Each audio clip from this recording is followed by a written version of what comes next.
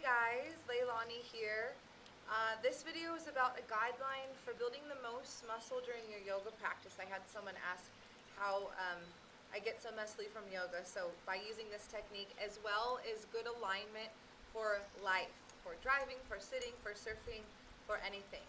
So first we'll grab a belt. Any belt will work, doesn't even have to be.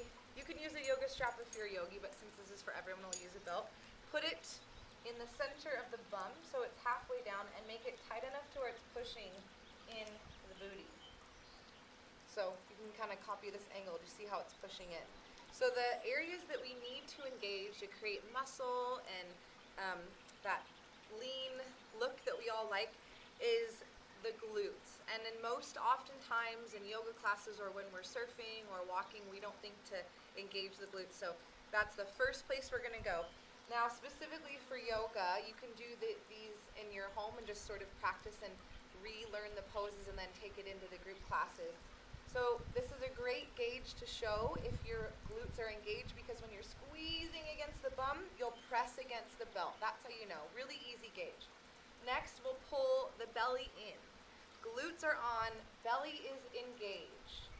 Not only does this help build muscle and give you that great tone that we love, but it's also protecting the lower back. So when we're going into handstands, most people, right, they have the belly loose, the booty relaxed, the legs soft. Even just in a basic Tadasana pose, there's no engagement. So in every pose, these muscle groups will be on. We want to think of the body as one big machine rather than just, for instance, in a handstand, most people are just holding their whole body up with their neck, and then they wonder why they hurt themselves in yoga. So rather than just doing the neck, we're going to use the glutes, the belly, and then we'll bring into the next muscle group the legs. Turn the inner thighs on. This one's a bit awkward if you're not used to turning it on. Most of us overuse the outside of the legs.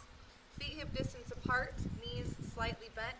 Turn the inner thighs on. The way that you know they're on is just touching them, and that means that they're working. Glutes pressing against that belt. Lower belly pulling in, everything is fired up, everything is on. This will take your practice to another level, so you'll find that you don't need to do an hour and a half of yoga and all this exercise. When you're engaging all these muscles, the basic sun A's become really intense. And I love it when I get that muscle shake when I'm in a down dog and the body is just trembling because I'm engaging all the muscles. That's when you know you're working. That's how you get that really long, lean, strong muscle building in yoga. For surf, here's why this is so important. Heaps of surfers come to me, they say, I've hurt my back, I need to start yoga. They wait till it's too late, until they're really in pain to start changing the alignment. When we're paddling on the belly, so I'm standing up, but when you're on the belly, a lot of times we're sitting into the low back. Nothing else is working. Change the way you paddle. Use your glutes to paddle. Use your stomach muscles, and we're going to be into the back muscles as well.